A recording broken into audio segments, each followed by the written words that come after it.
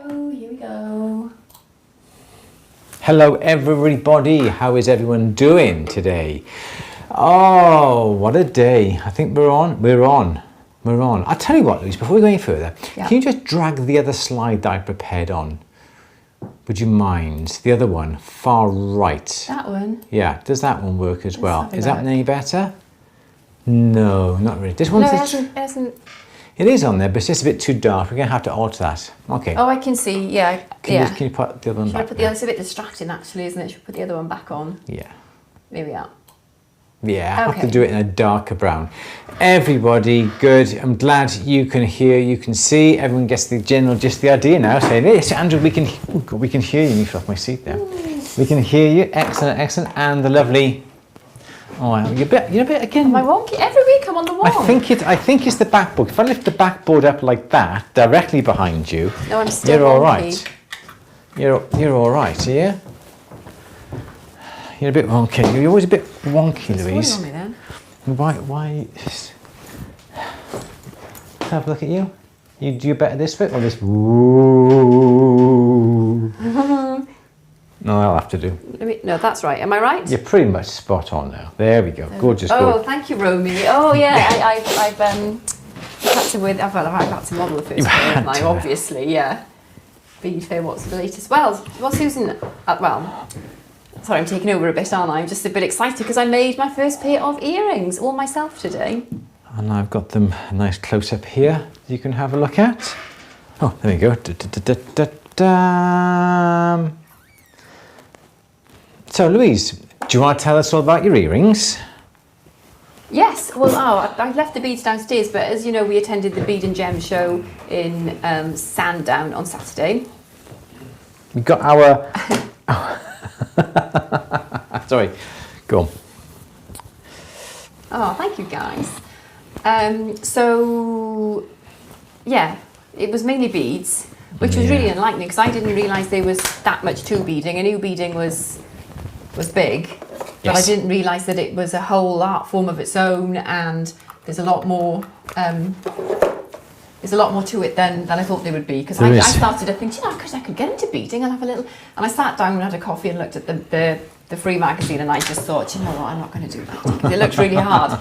But we did buy some beads. We bought some Baroque pearls, some aquamarine beads, and we bought some sea glass beads, with the intention to make some Baroque pearl earrings, because we had some sets, didn't we, last year or the earlier in the year, and it was a Baroque pearl with. In one for 1 year and a star for the other ear, and people didn't like they liked the pearls, but they didn't like the fact that they were asymmetrical. Yes. Well, obviously they're going to be asymmetrical because they're Baroque, but they were completely different ears. They were odd, they were odd earrings. So we thought we'd have a go, and I just thought I don't want to wait another month. And they were there and they were looking at me and they were judging me, these pearls, because they were like, you were not going to do anything with me for a good month or two. So yeah. Jason was like, well, you could do it like this. You could. I was like, right, okay. So yeah, before I knew it, I was on the PUK and then wearing my earrings. Yeah, and they were in your ears before you could say hey ho. Yeah, before you could say Baroque pearl. So yes, yeah. Thank you guys. Yeah. So I'm feeling quite pleased with myself. I feel quite puffed up now, don't I?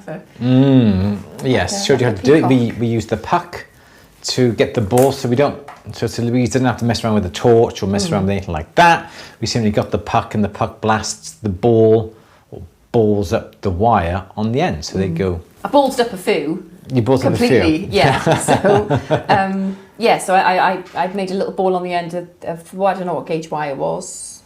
Wow, 0.81 mil, something like that. I think it was. Yeah. And then threaded the aquamarine bead on first, and then the Baroque pearl, which was a bit tight, so I needed like a little shorty bit of wire to kind of like ream it through. Yeah, ream it. Get some reamers, get some pearl bead reamers. Yeah. What's the colour of the pearls? They're kind of like yellowy, pinky, purpley. Jason said they would look like popcorn, but yeah. Let's see if I got apparently they're not dyed, so I was told by the gentleman who sold them to me. So that's the colour. They're very much like a. Yeah, excuse my filthy hands. But then on the other side they look pinky. Yeah. So yeah. Yes, so that's my news. Yeah, there we are. Anyway, I don't want to take over. Susan HP just said, yeah, up and coming Louise, Andrew who? Exactly. Champagne colour, yeah. Oh, that's a nice way to describe them actually. Champagne colour, yeah, I like that. South Sea Gold is the colour. Oh, brilliant. Okay. So now we go. And we met Richard, which was an absolute pleasure, wasn't it? Yes, we met Richard, which was lovely. The winner of the ultrasonic. Yeah, so that he showed us his dice because he was on the chat last week and he asked about making the square dice, and so he brought those along. He did really good effort, really good. So pleased we got that right. Yes, cool. That's about it, really. We're working on. We haven't forgotten about everybody. And how much was the coffee? It was about £3.50, I think, wasn't it? A cup, yeah. A cup. I think we had. I think it's about 12 quid, wasn't it, for 2 cups of coffee and muffin. Contemplated sharing. Yeah, so it was a little bit on the expensive side. But then again, you expect these prices, don't you, when you go to these places? Yeah, it's not like you go every weekend. No, oh, hang on, we've got another one next weekend. Yeah, so we're going to be at the Chepstow Racecourse this coming weekend at the Gem Rock and Bead show. I think they've chucked the bead in at the end of it. So we're going to be there on the Saturday, I think, because we're busy on the Sunday. Can't remember what we were doing on the Sunday now. Can't remember, but I think we're going to be there on the Saturday. Yeah. I think so. Yeah. So if you're around Chepstow Racecourse next Saturday at the Gem Rock and Bead show, we're going to be around there. You notice me. I'm the scruffy bugger with an At the Bench hoodie, and Louise is the lovely, well dressed, well kept, hair looking good, makeup spot on.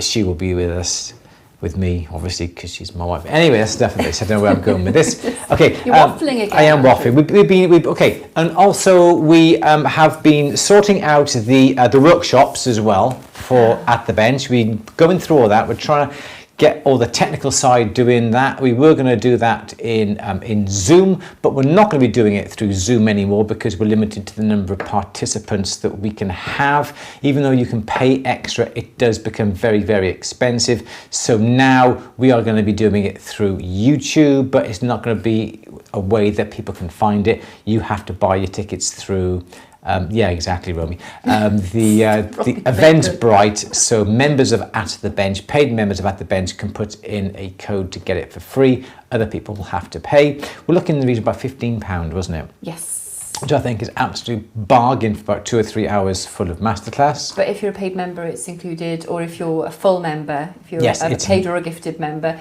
it's included in your... Yeah, it's included, we must stress, it is included in your membership. You don't pay anything extra, so potentially it's worth... I can't do quick maths. £180. More than that. £15. £15 times 12. That's £180. Is it? It is, yeah. Yes. Yes. So that's what we're working on. So you've doubled your money. Yes, that's what we're working on at the moment, doing all that. And then we're also trying to work this way so people have access, and people who buy a ticket can gain access, and they can't share the links. We're going through all this, aren't we? Yeah, but we'd like it to be retrievable afterwards as well for members. That's what also, if you bought a ticket, suppose you just want to see the soldering, you don't want to see, I don't know what we're doing, but you just want to see one particular workshop, it'd be really handy for you to buy your ticket, watch it live, but then you might want to rewatch it. So we're trying to get it so that you can actually rewatch it. Yep. We'll rewatch the ones that you purchase, so we're working on that at the moment. Yes, so in a few days that'll be ready. What sort of time are you going to be at Chepstow? Janet, I have no idea, depending. Probably an hour after Andrew says, because by the time I get ready and I'm late. But yeah, we'll probably aim for... 11? Yeah. I think it opens at 10. It's not too far away from us. No, so we'll be there about 11 o'clock, I would have thought. But that's it. But then we're working on that. We're also going to be putting out a little bit of a newsletter to some select few members of At the Bench to come along and just have a bit of a run through as well over the next week. So keep an eye out for your emails. If you're a member of At the Bench, we're going to be getting a few guys to come on, just again have a little bit of a trial and so forth. We're getting a new Stream Deck, not Stream Deck, that's a Stream Deck. We're getting a new switcher that will enable us to have up to 8 different inputs, so we can have close-up cameras, we can have that camera's on Louise, we can have a close-up one, and we can have one on the, you know, we're really pushing the boat out on all this, aren't we? It's at a very exciting stage now, I think. It is. It was, yes. It's almost coming to fruition. It is. That's the scary thing Yeah, now, it's isn't scary it? but exciting. Yeah, I just hope Absolutely.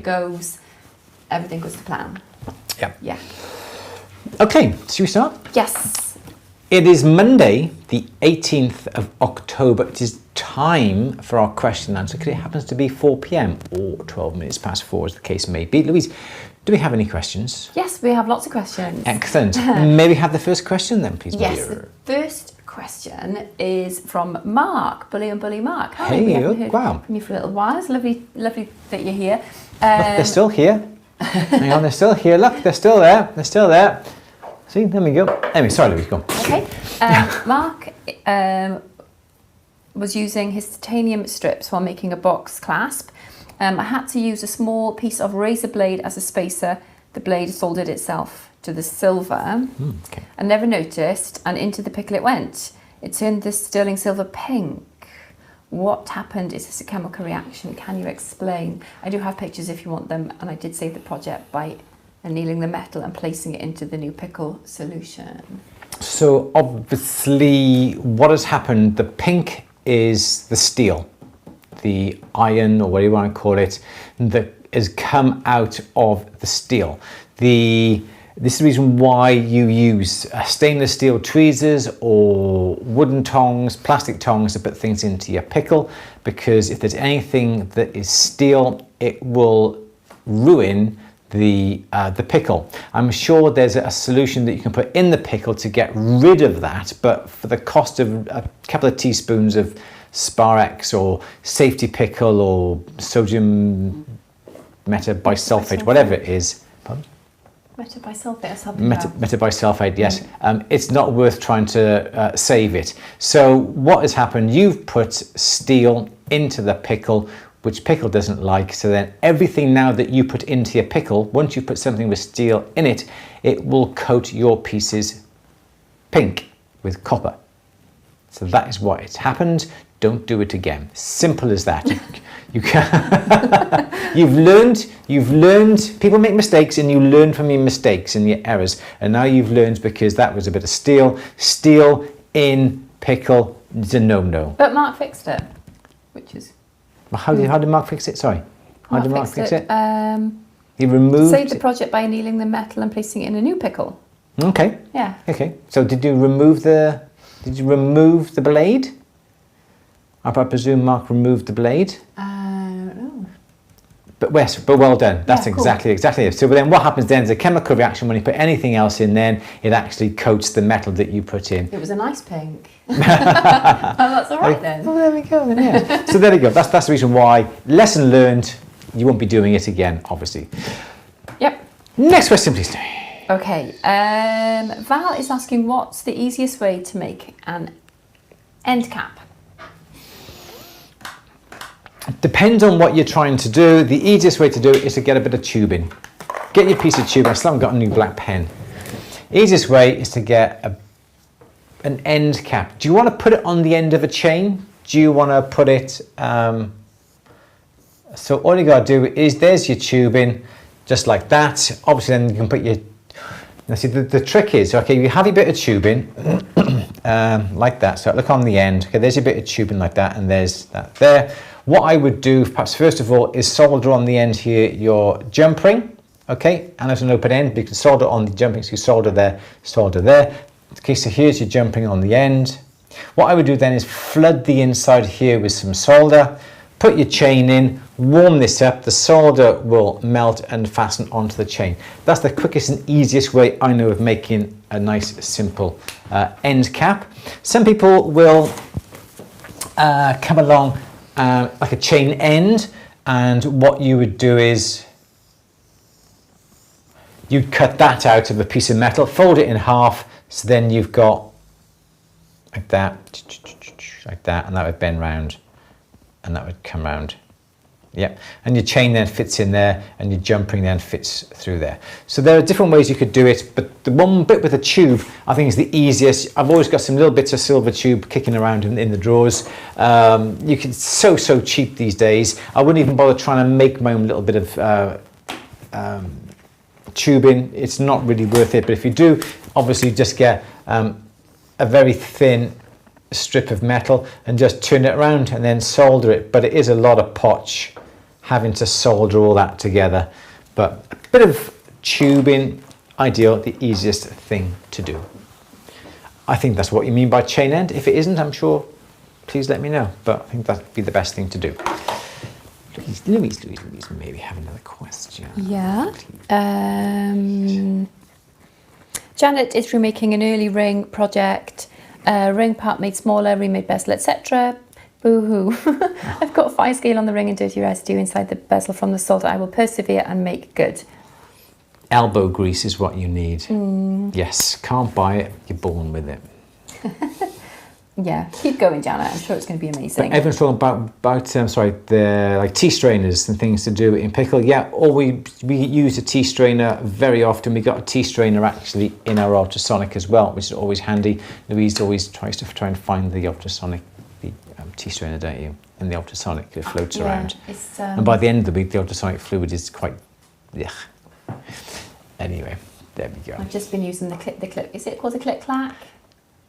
The IKEA tea strainers, they come in two halves, don't they? Yeah, they're better. Yeah, but then the problem is though, Louise, they're metal, and because there's metal rubbing on metal, you're going to get marks on them.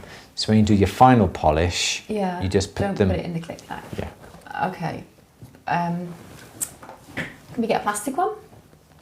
As I showed you, when you get the final ones, push the posts through the bottom of the tea strainer and they stay in place. It tips up. And then that's always easy. tips up, and then I'm fishing them out of the... Anyway, here we are. That's my problem. Julia would like to gold plate the inside of silver dome earrings. Is there a way to do this without investing in loads of kit? I'm only likely to want to plate small pieces. No, yes, you can. You can make your own plating bath, which is what I did when I started up right at the very, very beginning. You have to buy your gold plating solution, and I simply used a 9-volt battery and just joined one with a bit of copper wire into the solution and the other end of the wire onto the piece, and you can actually just dip it into the solution, and I did that and I had very good success. Are there any safety precautions that you need to disclose? There's the good thing news is nowadays the solution, there's no cyanide in it. They're always cyanide free. With putting batteries in water, and is that okay to do? Oh, battery, 9-volt battery. You won't hurt yourself with a 9-volt battery. No. You put it on your tongue, you do, don't you? Yes, but obviously you don't do that, do you? Yeah. So, I don't know. I'm just saying. No, is there anything you can touch a 9-volt battery and there's no problem. But you can put it into that. That's no trouble at all. Okay. You've got no worries at all. But you do have to buy your little gold plating solution. Perhaps what you could do is buy a pen plating solution, which means you're going to get a small little container like that, as opposed to something like a whole litre, which will cost you a lot of money. So you could do that. No problem at all. Yes, the silicone tea bags off eBay, Jill. I put some into my Amazon basket, and Louise said, "What have you got? What are you doing? Remember those little silicone tea bag things? You saw them, and you said, what have you got them for?" And I said, "They're to go in the pickle." Oh, well, because Jason had a good idea, didn't he? With going back to the ultrasonic, and it was like a net. Idea, yeah. Which, anyway, yeah. No, go on, say it. Go on. Jason had a net. She didn't mind. Right, it's going to get silly. I saw something. Who did I see? Romy got plastic something. Jewelers, Exalted. Do you need a barrier layer to plate 14 karat gold onto silver metal? Do you need a barrier layer? A barrier layer to plate 14 karat gold onto silver metal? No, no. You should be okay directly up onto silver, because again, that's something that I've done many times before as well. If you're trying to do rhodium onto silver, you're going to ruin the rhodium. So with silver, usually you have to coat it or plate it with another metal, then you come and rhodium that afterwards. But you can't rhodium plate silver, but you can easily rhodium plate on top of silver. Not a problem at all. We have our new At the Bench moderator on. Mm-hmm. Oh, look out. Everybody better behave now, the mod's on. Hello, At the Bench moderator. Hello, At the Bench moderator. We'll keep evening all. Yeah. All on me. Evening all. Yeah. And that's Look not sharp, everyone. That's not us either. Yep. So there we go. Yes. Okay. Oh, how fancy a moderator. Yeah. Okay. Right. Let's have another question, please. Yes. Weasel brand. Does anyone know if Sparex Pickle will work on coin rings made from clad nickel copper coins, or is this a bad idea? I don't know. Okay. Don't know. Perhaps people could mention within the chat if that could be something they could do. Cool. Gabriella is saying thank you, Andrew and Louise, for the art of stamping. It's such a fantastic book. I love it so much. Oh, you're very welcome. Good. Yes. Good. Thank you for Glad that you like it. Thank you for the little film as well. When you opened it at the bench stickers and they flicked through it, you're more than welcome. It was good. Yes. Victoria, no, you're definitely not a Roo bunch at all. But we've just got a mod on for just helping him manage the workshops really, because it's just going to be. There's going to be so much. There's going to be more than what we've got in here. It's not going to be the same. It's going to be more focused on learning, isn't it? Yes. And less chat from me. So I'll have to keep myself to it. The mod might block me or tell me to shut up. So yeah, there we are. Okay, would you like another question? Go on. Yeah.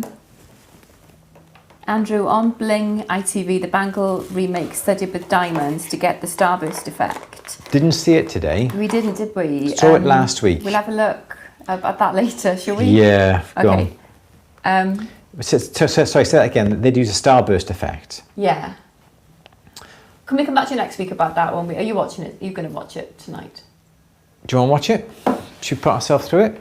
No, don't we? Do you know what? Yeah. I'm going to say the positive. We were gonna. I really thought I don't know who there was a lady on the bench jeweler. I thought she was really good. Excellent. Yeah, I thought she was lovely, and I thought what she did was lovely with the jet brooch. Yeah, really good. Yeah, and I just really liked her. Yeah, but I think it's going to be an interesting program. I think there's going to be an aspect of it that people are going to love and people are going to hate. There's been some chat already, hasn't there, on some of the forums about which part they prefer the sales part, or they perhaps prefer the repair side. So yeah, you're going to like people, you're going to hate people, you're going to love people, you're not going to be for some people, but it's like every other program, isn't it? I think it's this week one, and yeah, and I loved it. I loved the watch repairer. He was very good as well. Yep, and I did love the brooch. The brooch turned into the pendant, and it is interesting because it gives us an insight into what other people charge as well. £300 for that, I thought was, for me, slightly on the expensive side. But that's good because it then reinforces then what we charge, doesn't it? Yeah, yes. Absolutely. If it was on the slightly more cheaper side, cheaper side, then yeah, that would be, yeah. So yeah, I think it's going to be interesting. We're going to have to see how it plays out. Starburst effects, you can buy again off eBay and places like that. You can buy little diamond milling wheels for about £25–30, and they are simply a shaft, usually a 2.35mm shaft. There is then a piece of metal on the outside like that, and in this little area here is a diamond, and on that side is a diamond there. You spin these around about 30,000 revs. Flex shafts, the maximum is about 20,000. You have to spin that at the maximum, and because of the angle of the diamond on these cutters on either side is about, you can buy them, excuse me, so like 65 degrees by 120 degrees and so forth. And then when you apply that to a surface, okay, so here then is your surface. You have to change pens. Here is your surface, what you'll find, it will produce a gorgeous diamond cut like that. Okay, you can just about see that. So then you can then turn the piece around to 90 degrees, and then you get another gorgeous diamond cut the opposite way like that. And because this is spinning so fast, and because they're diamonds, you're going to get a beautiful, gorgeous, shiny diamond cut pattern. The trick is trying to get it central, because you've only got one go at this. You can't go, oh damn, that's wrong, and you go over it, because you're never going to get them exactly right. But that sort of effect you can get with these diamond wheels. I've got one downstairs, and I've been having a bit of a play around with it, but it's very awkward to get them exactly where you want them. So the diamond wheels, if I can remember, I'll bring it up next week into the Q&As and show you. Turkey Sandwich is saying links to the products you use in your bio would be awesome. in your links to the products you use in your bio would be awesome. Yes. Yeah, good idea. We do now have an At The Bench store now. We don't have those products in the store, though, do we? No, not those products. No, they're going to be available on eBay. We don't have them. We haven't put anything like that on YouTube or on At The Bench just yet. So I will bring them out next week. On the bling bangle, the diamonds were set in the middle of the star. Cool. We'll have to have a look. Yeah, we'll have a look tonight. We'll have a look tonight and get back to you, Janet. Okay. Sandra is making some simple studs, irregular stone chips with wrap-up prongs. What's the best way to hold the stone in place while I bend the prongs up? I don't want to use glue. Let me just think. What's the best way? You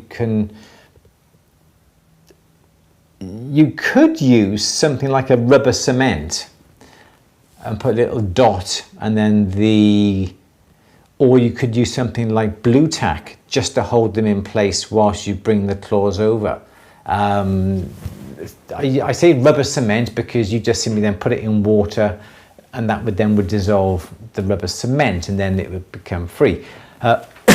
Excuse me. But a little bit of blue tack would work as well, and then you just pick out the blue tack from behind. Excuse me. But I never really had that sort of problem. Just means a matter of just bringing the claw over a little bit at a time, little bit, little bit, little bit, little bit. Bring all the claws in one little bit at a time. Don't try and bring them all over in one go, because if you push this one down, the stone may move up this way. Then you've got to bring this one down, and then they're going to be all over the place. But just bringing it all little bit at a time, and I think you should be fine. But try a bit of blue tack, and that would hold it in place as well whilst you're bringing them down. Yes, so there we go, Louise. Do you have another question, please? Yes. Sandy is saying, why is my silver turning a light pink after pickling? I think we did we do that one at the start? It was just along the same lines. Yep, that is because you put some steel or some iron into the pickle, which is contaminated the pickle. So everything then that goes in, the piece gets coated. And if you haven't done that, you've most probably got old pickle, because every time you put a piece of silver into the pickle will get rid of the alloy in the very, very, very, very top layer of the silver. And because silver is alloyed with copper, copper is red, it takes a bit of that copper into the solution.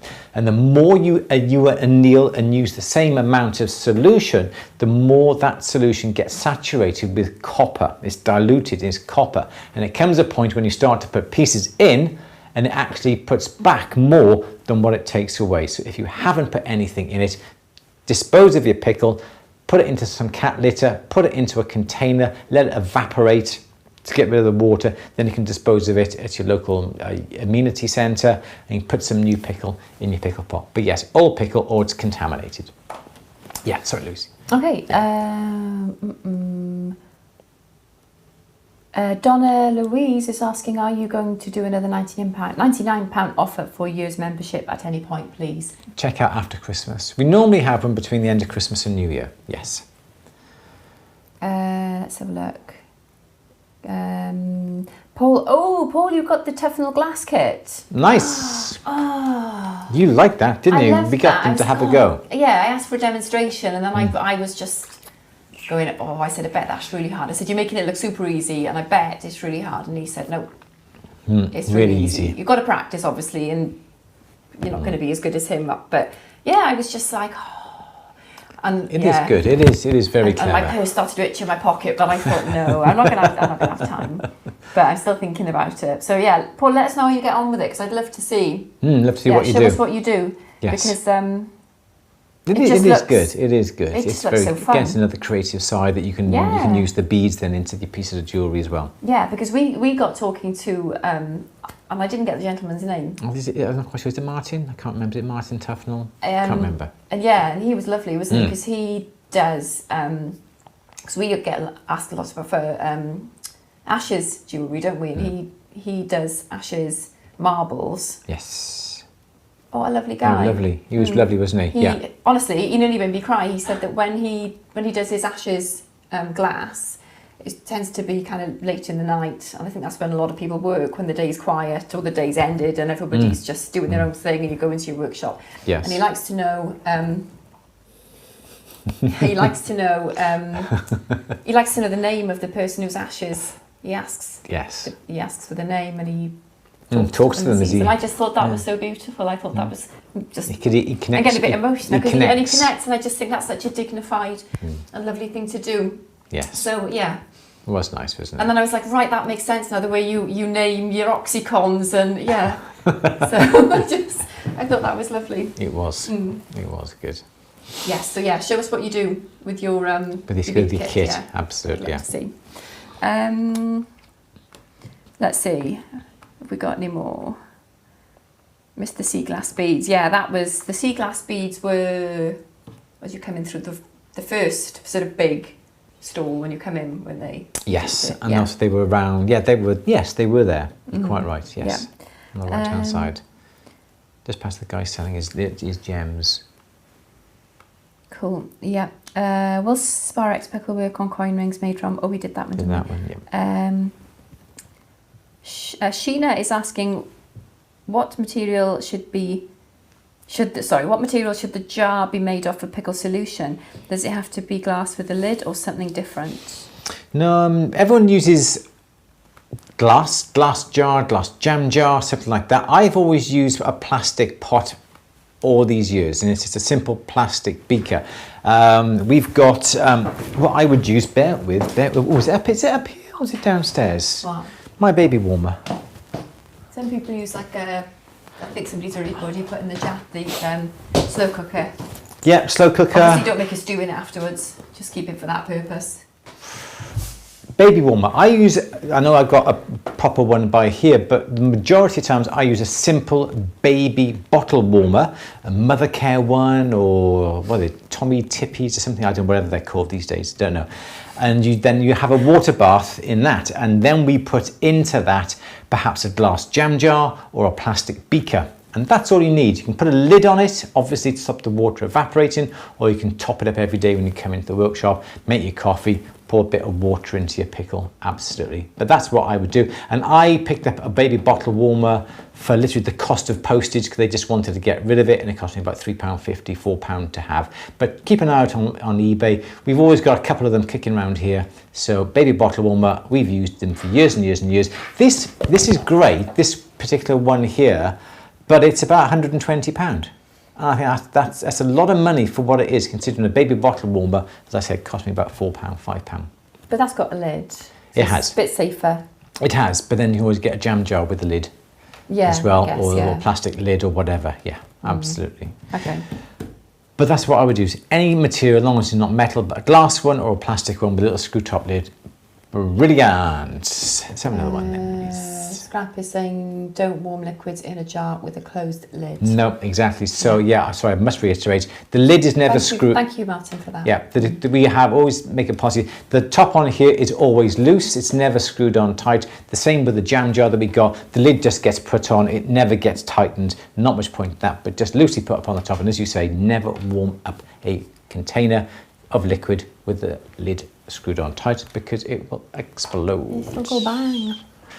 Okay, Martin has a question about liver of sulphur. When you've poured a bit of it in a container to use, do you just pour it back in the container when you're done, or do you get rid of that used solution? You have to get rid of it because it will go off. It's as simple as that.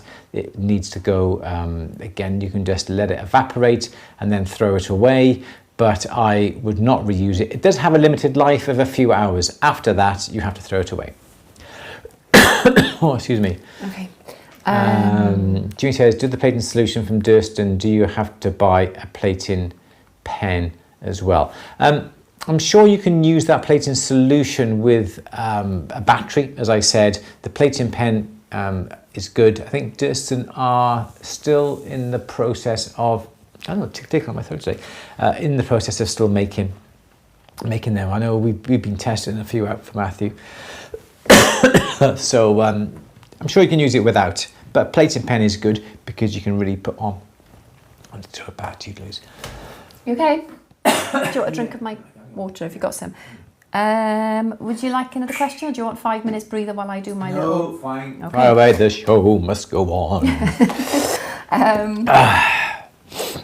where did it get to? Oh, Stuart is asking, what is the best way to solder a steel earring post to a steel stud earring? Have tried using silver solder, but not having much success. I think did Scrap Over Engineering talk about a solder with some cadmium in it not long after that. I don't know. I've never wanted to solder steel to steel, to be honest. So I would not be able to help. I'm sure someone came on and said there was a solder like 50% cadmium. I think there was. Scrap said, wouldn't that be a bad idea with corrosion and such? Anyway, you can use a 55% AG cadmium-free solder for steel. Cadmium-free solder. For stainless scissor, the better suitable solder alloys. So I wouldn't advise it. No, so I don't know. Sorry. My spares number 2 turned from white to a dark tan colour. Is it still use? Okay, to use. Sparex. Oh, sorry, Sparex. Sorry. That's okay. Wake up, Louise. Yeah. Is it? I don't use Sparex, but I would, if it does change colour, I would definitely change it, because in theory it shouldn't change colour. If it does change colour, well then there must be something in it. Amco's just saying, go on. Sorry, I was just going to say, Susan is saying cadmium is toxic. Yes, he did say cadmium free.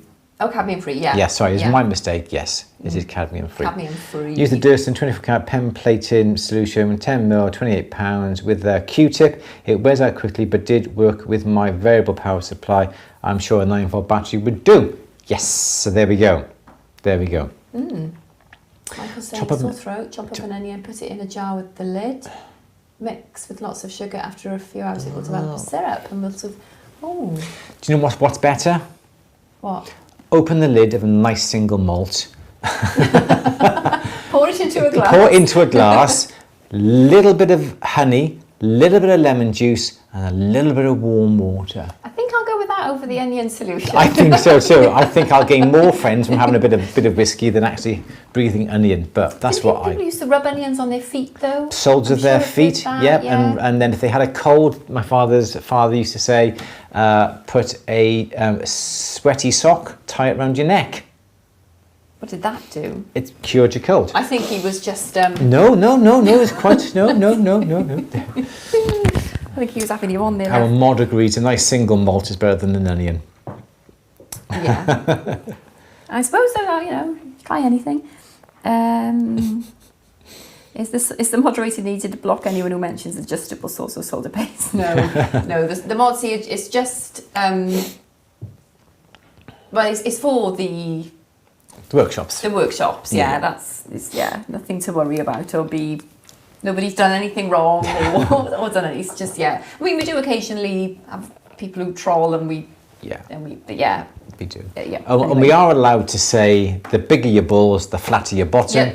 Because that's okay, John. You can say that. Yeah, don't throw anyone out for that, please, Mogs. That's fine. You can say that.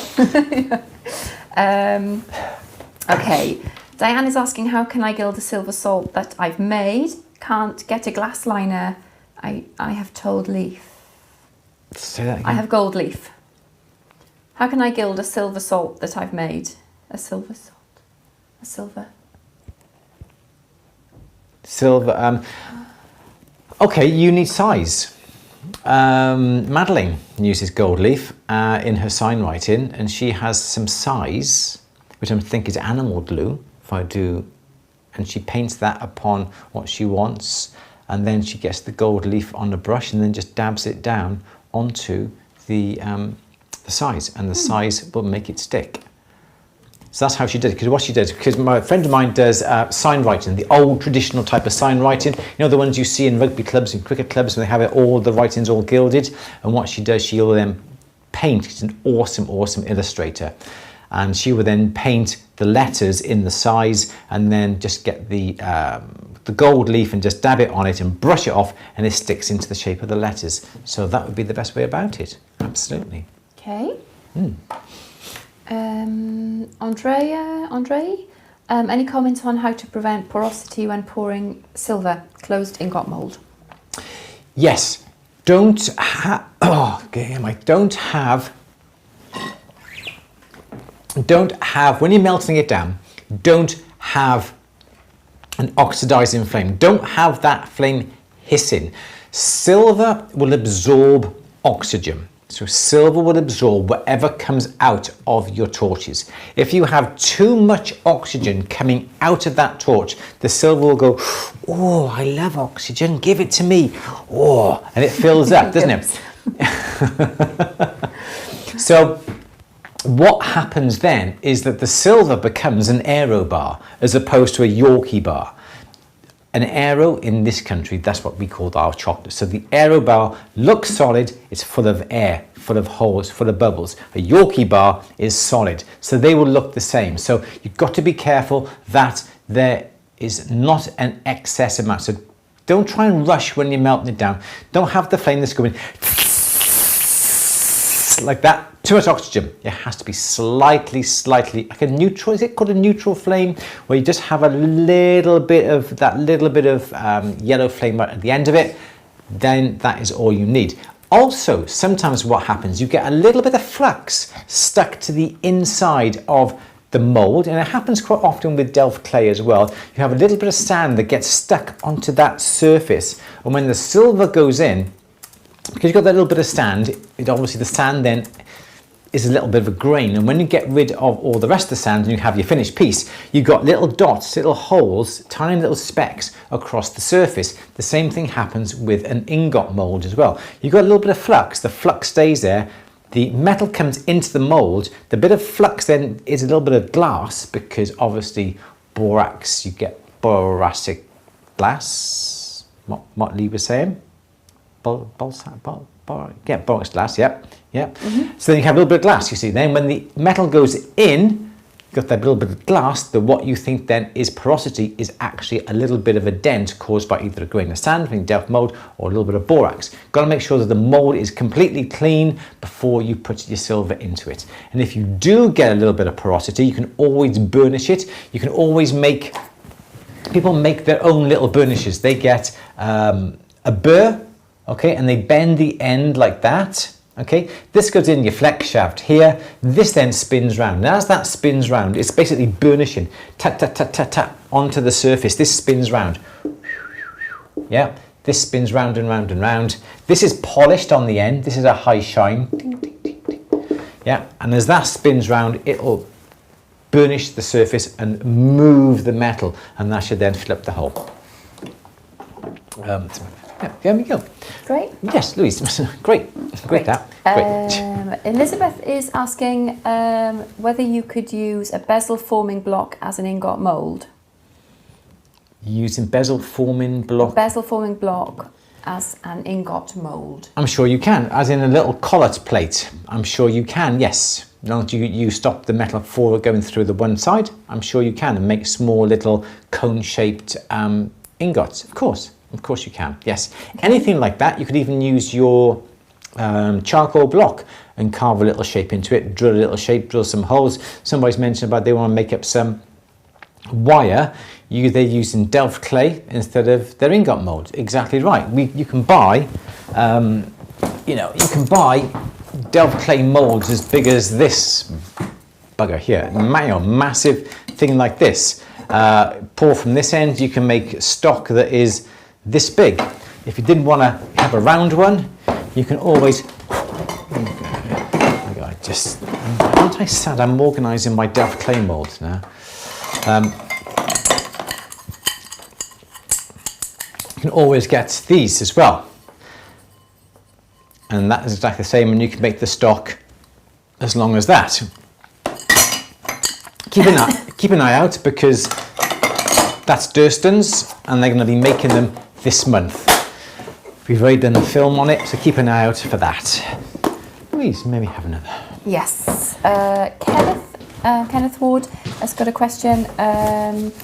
Could you please give me any advice with soldering a tapered collet onto a ring with a cutout shape to fit the collet?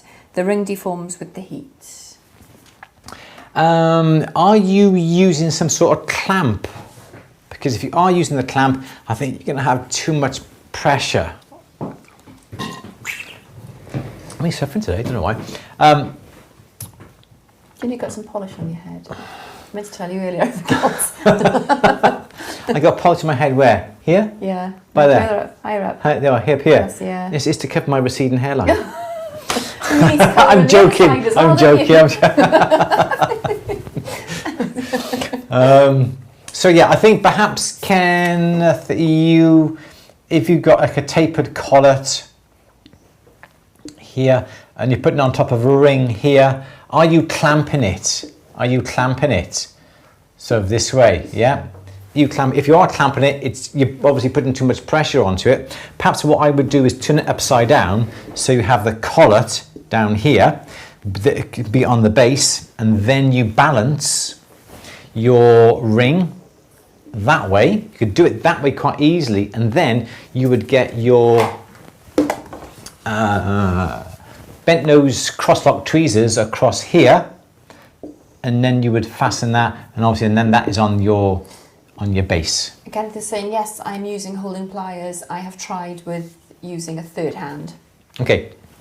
Do you hold the ring from the side? So the ring is here, and you hold it across that way. So all you're doing, you're just balancing this and making sure this doesn't tip forwards or backwards. And by doing that, there should be no pressure because you're just holding this with the third hand as opposed to squeezing the whole thing. If you apply too much pressure, as you found out, the metal has to soften when it gets to a sort of temperature when the solder runs. It's slightly soft and it will be forced down. This is the reason why if you're using what are they called, Lou? What are they called, these things? If you're using these, and I love these, these are my favourite things. If you're using these tweezers, they are good, okay? They have a little bit of a slide lock here. If you squeeze them too tight, you will disform, and all you need to do is just move up the lock so it just holds. There's no pressure pushing down, you just need to hold it. And that's why when it comes to using your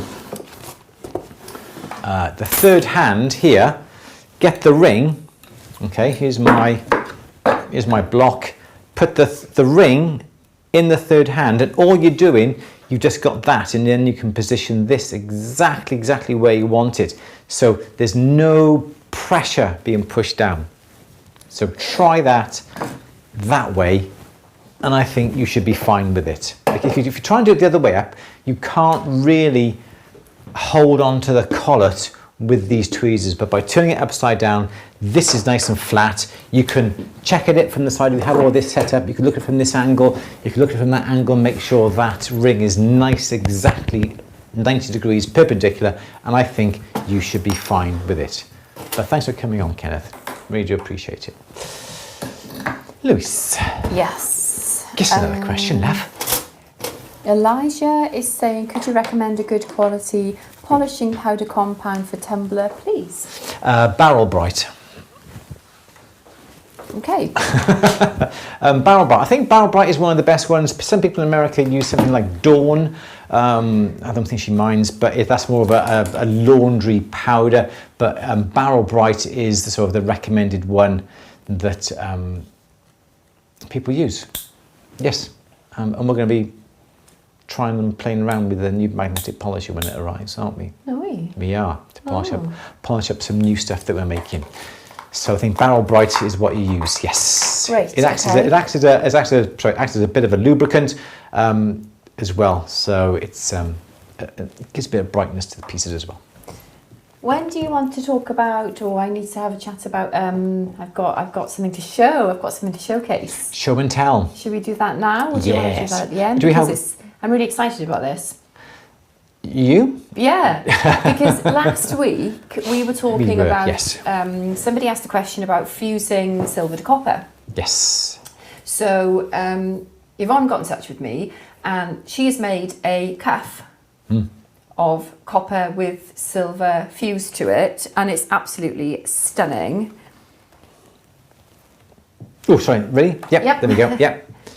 Look at that. So I think that is amazing. Absolutely beautiful. So, yeah, I've been having some lovely chats with Yvonne this last week. And and she has very kindly sent me a link to a video of her making the cuff. Oh, really? Yeah. So why haven't I seen this? No, we were going to watch it later, and then but I watched it anyway, and it's brilliant. So isn't it gorgeous? Yeah, absolutely stunning. So I've got the link to that. So I'll pop it. I tell you what, we'll pop it in the bio. We'll pop it in the into the description. So of course, yes. But don't feel like you have to go and watch it just yet. It'll be there a bit later, and we'll also put it underneath the film. Copy and paste it. I click the right. Yes, Yvonne made buried treasure. So this is Yvonne's film of how she made the cuff bangle. Absolutely stunning. So we'll put that in the description of the film. Yes. If you're interested in following Yvonne on Instagram, Facebook, and YouTube, I'll pop these links up as well. And it was really funny because Yvonne and I have been chatting about. Somebody came on 2 weeks ago, right at the end of the Q&A, and said, "I'm 30. Am I too young? Am I too old to start making jewellery? Have I left it too late?" And I was like, "Oh my goodness!" And it really played on my mind. And we talked about it quite a lot, didn't we? And I said, "I'm really concerned. Actually, I feel really sad that somebody thinks that you're too old to do something." Yeah. So I said, I really want to. I don't know. Somehow raise not awareness. I don't know. I really want to campaign. Start a crusade. Crusade. That's right. That's how they use crusade. My goodness, Victoria. Yeah, I started. I'm 43. And I've just started. And it's different for me because I've got access to... Louise, you're not 43. I came into this industry as in the retail side, didn't I? And now I'm learning all these other wonderful things. But I'm in a very unusually fortunate position, aren't I? So I have access to things and But do you know how to tell a jeweller's age? Life begins at 65 for me, absolutely. So this is Vintage Jewellers Unite, fabulous. This is exactly the thing. So we got chatting about that, and Yvonne said that she felt really sad that somebody had said that as well, and I said, well, how did you get into jewellery making? So we were having a nice chat. We're not sharing my screen now. No. So she was motivated to make jewellery after retiring. Yvonne was in her 60s when she started making jewellery. She said she's always been very creative in various ways. And after retiring, took a 10-week silversmithing course and just went from there. And how amazing now she runs her own business. She's got fabulous social media channels, which are brilliant. And a website. It's just great. Exactly. So, if anybody else has got any stories about... Well, there's lots of people coming on at the moment saying how old you were. But can you just basically get in contact with Louise? Because we really want to make people aware. And there was another article on Gnoxin. I wasn't going to say who'd done it. But let's just name and not name and shame, but let's just say... It was... No, I don't I think it was an unintentional... It ruffled a few feathers because they said, are you a young upcoming jeweller? Yes. And I was like, no, I'm a grumpy middle-aged. Are you a young, up-and-coming? I'm not young, but I'm learning, and I don't know. I just think if you're changing profession, or even if you're taking up a new hobby, it's hard, isn't it? It is harder. It's harder at any age. Like I was in the dental industry for more than 20 years. It's all I'd done. Yes. And coming here, you learn faster like a sponge. But I just still think anyone's transferable skills by the time you get to... So you gather experience in any job or any profession. A lot of the skills that you gather, communicative skills, negotiating skills. God, you could just go on and on, couldn't you? And they're all transferable. Everything's cross-relatable. And we know people members of At the Bench, who have been making jewellery for 12 months, and they're already setting up their own businesses. Yeah. And we want to know how you're doing it. Yes. Yeah. So I know that some people reduce their hours, don't they? Yes. And perhaps if you can, because this is the other thing, I suppose, when you get to a time in your life where you're financially stable, and perhaps your children are being a bit more independent, and you've got a little bit more time, but then your responsibilities. Yeah, it's just odd, isn't it? There's just so many things to fight against. Yes. But if you can just take a day or two to focus on something else and see how it goes, dip your toe in. It's great for that. If you've got a story of whether it's taken up your hobby or if you've changed professions, please get in touch because we want to know. I don't think anybody should be feeling like they're never too old. Yeah. No. So if you've got a little bit of a story, Louise would love to hear from you. So it's louise@andrewberry.co.uk. So please just drop Louise a little message, even if it's just to say, my name is Ted Baker and I'm 43 and I've just started making jewellery. Great, that's all we want. We just want some idea of you guys who have started. Even if you're 25 and you've gone from one profession to another, please just get in touch. Step. Yeah. Yeah, and if you can help somebody by motivating them with your story or giving advice, then please get in touch. Make people. Also 43, worked in the finance in London for 20 years, had my twin boys and decided to stop commuting to London. Oh, that's brilliant! Now you make jewellery. That's amazing. Absolutely, Yeah, this is what we love. So just a little bit of an email, just something like that. What you did before, what you do now, what age did you start doing it, and why? Oh, there you go again. Oh, Maud, what are you doing? Maud, where are you, John, Maud? where are you?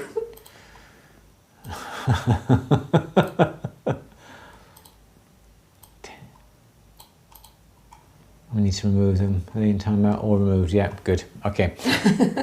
Come on, Maud. Okay, yeah. On, so Maud. so basically, we just want to know what you did before, what age you started making jewellery. Are you doing it full time? What inspired you?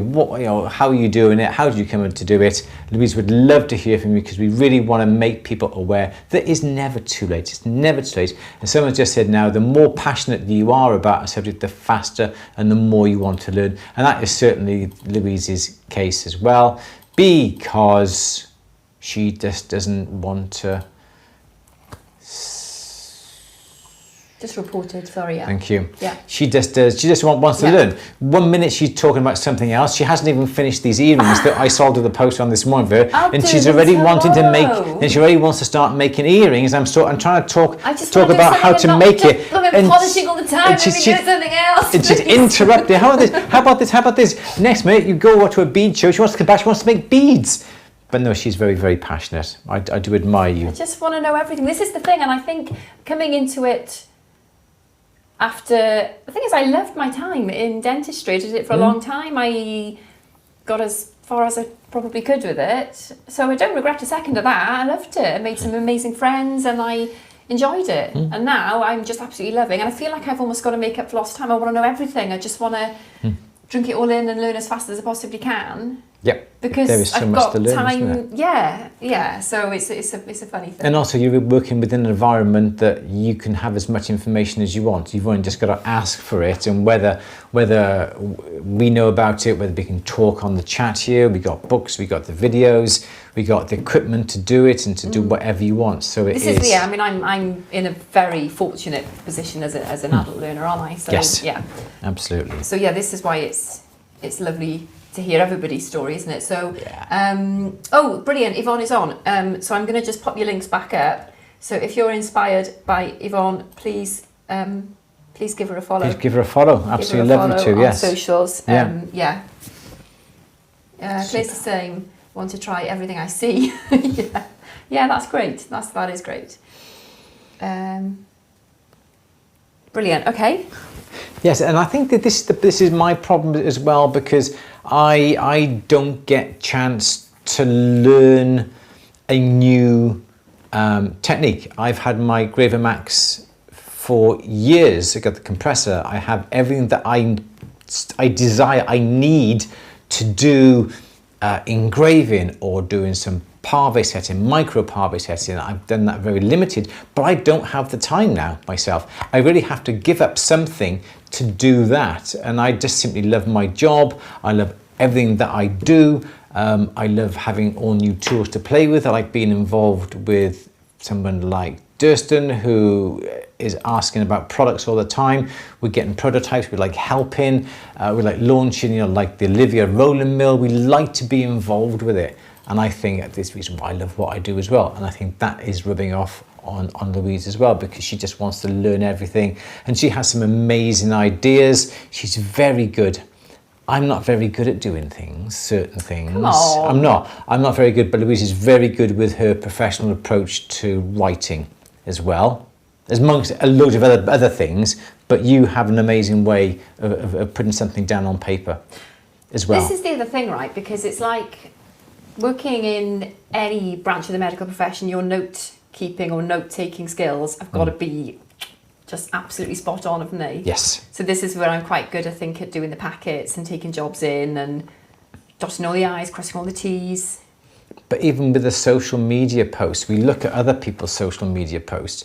They can't spell, their punctuation's awful. But the point is, you take things from the roles that you previously had, and then you applied them to the things that you're doing now. It's all transferable, isn't it? Yeah. Sorry, I interrupted you there. No. I couldn't get to my point quick enough in my head. Yeah. But it is true. You are very good at what you do, and everything that you put your heart and soul into, you do put your heart and soul, and you do 110%. You really do. You really do. Just try and run before I can walk, though. Yes, we have to try and slow you down a little bit. We were making some earrings last week. We were doing these little Calon earrings of the birthstones. She went, right, I polished them. I want to set the stones now. Hang on, no, it's not as simple. Yes, it is. Yes, it is. So she goes along and she pushes some stones in and she breaks them. Oh, damn! I'll do another one. Pushes the stones in. No, I did the corundums, didn't I? You did the corundums, yes. The corundums. And then you tried to do the agates, whatever they were, and they broke. And I said, just back off a little bit. We'll come to stone setting at another day. Yeah. Perhaps at the end of the week. In between starting to learning to do everything else in between as well. Yeah. Yeah, so that's good. That's good. Cool. Okay, should we have... Let's have two more questions. Okay. Yeah. Yeah. So yeah, if you would like us to feature your story, get in touch. Louise at andrewberry.co.uk. Yeah. Cool. We did the polishing compound for the tumbler, didn't we? Yep, Parole Bride. Dylan is asking, has anyone here used old rouge? I got a lot for free this weekend, but it looks very old. Oh, you can use it. You can use it. It doesn't go off. You say that about everything. It doesn't go off. I think somebody was saying they got 40-year-old. David, thank you very much indeed. Oh. You're very kind, David. Thank you. You are a lovely man. Thank you, David. Thank you so much indeed. Really do appreciate it. 40-year-old rouge, I think someone came on and said that's what they've got, and you can use it. It doesn't really dry out at all. But thank you, David. Do appreciate that. Yep. Lynn is saying yes, Martin Tufnell. Yeah, of Tufnell Glass. Yes. And he is lovely. Yeah, he is a lovely man, isn't he? Okay. Susan has 50-year-old rouge, which is fine. Okay. Tiffany, anyway. Oh, hi, Tiffany. Thank you so much for your lovely comments earlier. Any way to protect a stone already if you need to set up... Sorry. Any way to protect the stone already set if you need to polish up a piece already set? Yeah, use a bit of masking tape, some parcel tape, some masking tape, something like that. Put that over the stone. It'll protect it fine. If you're doing, especially if you're doing cabs, that sort of thing, get some masking tape. It's got to be quite thick tape, and just put that over the stone. Fasten it, stick it down top of the stone, and you can polish then right up to it. Simple as that. Okay. Oh, some people actually also put something like rubber cement as well on the stone, wait for that to dry, and then they can polish up quite close to that as well. Absolutely. Okay. Sort of question about spray here. Are there any jobs I could try to look for in jewellery that doesn't require going to a school for it first? I'm looking for a temporary job to maybe learn more about the craft and make a little money, of course. It's a tricky one, that. It is difficult because I would say you probably need to get a job in, because we have some sort of level of skill to start off with. This is the difficulty, isn't it? So could you get into a workshop for maybe a few hours? Unpaid. Volunteering? Yeah. If that's, I know that's not what you want, but then that's... Because this is the problem that we have, because we have connections with the local schools. When the schools have said, oh, we've got so we're doing ICT, they want to make jewellery, can they come down and they can learn with you?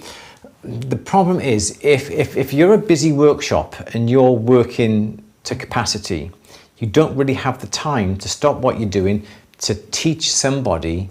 You're not getting paid for doing it, and they're taking all the information and then they're going away, and then you've got to catch up with everything that you should have been doing.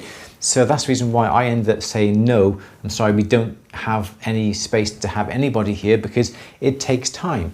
And whilst I'm all for sharing knowledge and sharing information, I think there comes a right time and the right place for everything. There's so much that we can... Oh, someone just gave $5. Super chat. Thank you very much, whoever that was. Who was that? Shirley, thank you very much. You're more than welcome, Shirley. Thank you very much indeed. I think there comes a time when I'm happy to give information. We spend the hour and a half doing this every single week, which is amazing when we love what we do. So I think it depends on the person you go to and how much information you want them to teach you as well. Is it worth getting a job in a retail jeweller's with a workshop? That's what I did when I came out of uni. But then were you employed as a bench jeweller, or were you employed as a retail jeweller, sales consultant? Because if you're a sales consultant, you're in and you can start showing an interest, and you can maybe... Well, that's what I did. That's exactly what I did, because I was employed just over the Christmas period as like a sales assistant, that they called it back in the 80s. And there was a workshop downstairs, and Greg was the guy who was on the bench there. And then in my break, I used to go down, sit by the side of his bench and have a chat with him and watch what he did. In my lunch, I used to go downstairs, have my lunch, sit by the side of him and watch what he did. And he didn't teach me anything, but by simply sitting next to him, watching what he's doing, seeing him melting down, rolling out, making things, repairing things, you take things in and you have a learn mentor, it. don't you, I suppose, as well? And then when you're doing things at home, you can take it in and, what's your advice on this? And you've got, obviously if you're at the bench member, you've got Andrew as well. You can always approach Andrew for advice on projects. Yes. Yes. I think if someone came to me for a job, and he had all the qualifications. He? Yes, he. Or she? No, it was a he. He was a boy. Oh, okay. No, this is true. This isn't you're talking about a hypothetical person. No, this is true. No, carry on. There's a gentleman who applied for a job and said, Andrew, I've got a PGCE, I've got a degree in this, I've got a master's in this, I've got a diploma in this, I've got City and Guilds in this. I thought, oh my gosh, this guy is talented. Came in for a job. I said, right, this is what I want you to do. You've got all these qualifications. I want you to melt gold down. He said, oh, I've never done that. Okay, all right then. Can you set stones? He went, no, I haven't done that. So my argument is, doesn't matter how many qualifications you've got, that is purely a piece of paper. If you don't have the skills on the bench to do these sort of jobs, it's not worth going to schools, colleges, universities. There are exceptions. But for me, if someone came up, I've got a degree, master's, whatever, and someone comes in, I got no qualifications, but I've spent 5 years on the bench. I go, I want 5 years on the bench experience, because they don't have any experience doing what you do on the bench, because I feel that universities really do not prepare people to come out into the real world and expect a job. I disagree. I think you'd have to judge each case separately, each person on their own. Yeah. So, you can't say that as a black and white rule, can you? No. But that's my... So... But that's me, isn't it? Yeah. Yeah, you'd have to... book smarts will make you a living, street smart. Yeah, a bit of both, isn't it? Yes. Yeah, meet in the middle somewhere. Yes. Yeah. Okay, should we call it a day? I wanted to say something else. Okay, you carry on. You. What did Dylan say? Book smarts will make you a living. Street smarts will make you a fortune. Victoria has a job interview. Hey, Victoria. For our local jewellers. Good luck. Let us know how you get on. Excellent. Well done, Victoria. 5 years on a bench, sold them in the end, yes. Yeah, it's interesting. I started at the costume jewellery counter department store, then moved over to the fine jewellery counter, then over to a jeweller's shop. Yeah. Yeah, I think you have to just get into the industry, don't you? If you want to. That's the best way. Because I did my plan. I wasn't going to do anything. I wasn't going to do any polishing. I wasn't going to do any... I was going to have nice nails, and I was just going to do the website. Because I was going to do the website and just tinker with the cupboards. That was what he told me my job was going to be. But But then you come in. So, yeah. But then you came in and you saw exactly what everything was all about. No, yeah, I'm not making it about me. I'm just saying if you get into a workshop, if you get into a shop with a workshop, then yes, you know. And I think it opens a lot of doors. The typical example there is to go back to all the glitter interviews, and watch the interview with Naomi. Naomi went out first. Yeah. Yeah. Go and watch the interview with Naomi, because she went into a jeweller's and she just was sweeping the floor. She was just tired. Yeah, she started at the lowest and she did lots of jobs like that, and then she worked her way up onto the bench, and now she's a bench jeweller and doing exactly what she wants to do. So everybody approaches the trade in different avenues. There's loads of ways in to get up to the top, isn't there? And it's just different ways. Best way, and sometimes you get knocked, and then you go back up, and then it's like snakes and ladders, isn't it? Yeah, absolutely, exactly. But you'll get there as long as you're determined and you've got that determination. You'll get there. I think they will, yes, and you will as well. You do have the determination. Well, I'm very fortunate though. But I do work hard. You do. Yeah. You do. All right, everyone. That's going to be the end of the Q&A. So thank you everybody who has come on today. Don't forget, if you want to this way, Louise at andrewberry.co.uk.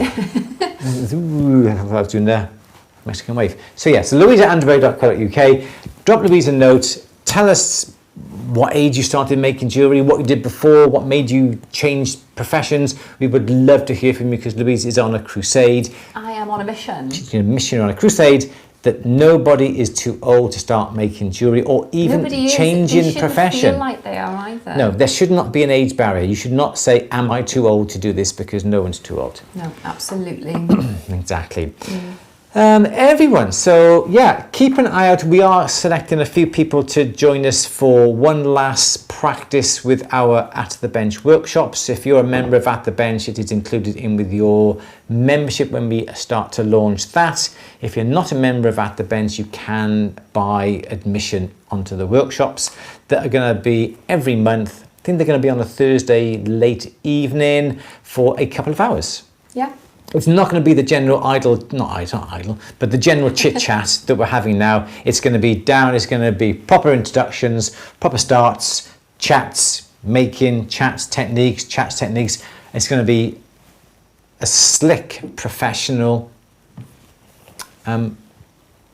broadcast. We hope. Yeah, no, it will be. It will we be. hope. Hence the it's reason. not going to just be larking about. It's going to be actual. Yeah, and hence learning good stuff. Yeah. Hence the reason why we've got a moderator coming on to do everything there, and we're just trying to arrange all the technical side of it in the back end, because we have this pretty much sussed. Yeah. Everyone, so thank you all very much for coming on today. Sorry we didn't get round. Captain Kirk was 90. Yes, when he went into space. Yeah. Never too old. Everyone, thank you so much again for coming on today. Sorry we didn't get round to everybody's questions, but thank you all so much indeed. Does Andrew do voices and accents? Oh God, yeah, all the time he does voices and accents at home, non-stop. Remember, I was doing a funny voice when I was cooking, and you were upstairs and you were saying, "What are you doing? Who are you talking to?" You were talking to yourself. I was. You were doing like an old lady voice. You were like, ah. Yeah, okay. No, I'm putting the broccoli in. Like a witch voice. Oh, here okay. we are. All right, we're going to leave you. There's no reason to any of it, really. There isn't, is there? No, nothing. But the workshops be said on At the Bench. Yes, they will. You'll have access to them on At the Bench. They will be under a separate page where all the workshops will be available. And if you're a paid member, you can watch live. It's included with your membership, and also you can watch all the repeats. If you watch and take part live, you'll be able to have the chance to chat. If you watch them after the event, it's only going to be the video available, but we will be explaining and speaking the questions, if that makes sense. But again, if you're a paid member of At the Bench, you can always contact us regarding anything on At the Bench on any film, and we will do our best to answer to you hopefully within a few days. It's a bit slow at the moment, we've got so much to do. And if you're not a paid member of At the Bench, you can still pay. You can still take part during the day and still chat, and then you can have access still to the recording, but there's no technical help or backup for non-At the Bench members. That's it. Susan, I'll send in a pic of jewellery for Halloween. Yes, please, we'd love to see it. Of course, when is Halloween next? 2 weeks' time. 2 weeks' time, yeah. Excellent. So we will see everybody next week, won't we, Louise? Yeah. The 25th. I was just thinking about the window. Yeah. Anyway, there we are. I'll post something about that later. You do have to post a photograph I of do. the window. We've decorated the window for Halloween, so we've done it like Beetlejuice themed, and we've got the 2 ghosts, so it's just like 2 sheets of polystyrene balls bobbing about the window, and what else have we got? Black roses. Book for the recently deceased. The handbook for the recently deceased. What was in the window? Oh yeah, a local guy does fabulous murals and wall paintings, glass paintings, window paintings. So he's done a sandworm, the Beetlejuice sandworm, on our window. So it looks amazing. But yeah, my reaction was Lee Appleby, who was in the shop that day, and I'd gone out. I was tinkering with the ghosts, and I put them in the window, and they kept moving, and they kept both moving in the same direction and going like that, looking like that. And I kept moving them back, and I'd gone out and I was looking at them, and I was just sort of checking if everything looked okay. And Lee just appeared in the window and riled me like that. So I just screamed blue murder on the street and then ran in. Yeah. so there was nothing in the window that frightened me. It was just apart from Lee. Apart from Lee, yeah. But yeah, he did bang his knee, rushing to scare me. He did, so I take banged some it on the comfort knee, in yeah. that, yeah.